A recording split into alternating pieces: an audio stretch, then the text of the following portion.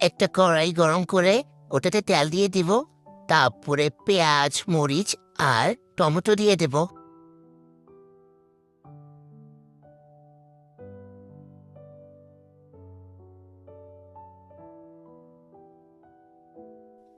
এগুলোকে ভালো করে ভেজে নিব।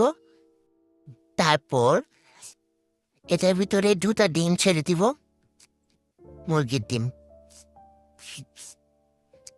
পরিমাণ মতো লবণ,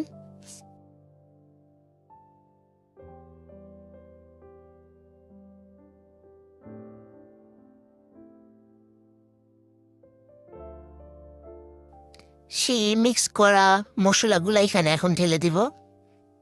একটু পানি দিব, তারপরে এটাকে ভালো মতো জাল দেব কিছুক্ষণ, যাতে মশলাটা ভালোভাবে রান্না হয়, যাতে মশলার কাঁচা গন্ধ না লাগে। তারপরে নুডলস ঢেলে দিব, এটাকে ভালো করে মিক্স করব। তারপরে উপর দিয়ে একটু ধনা পাতা দিয়ে দিব।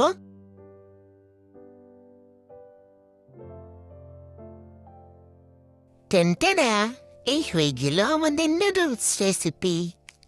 সবাই ট্রাই করবেন, কিন্তু এটা খেতে খুব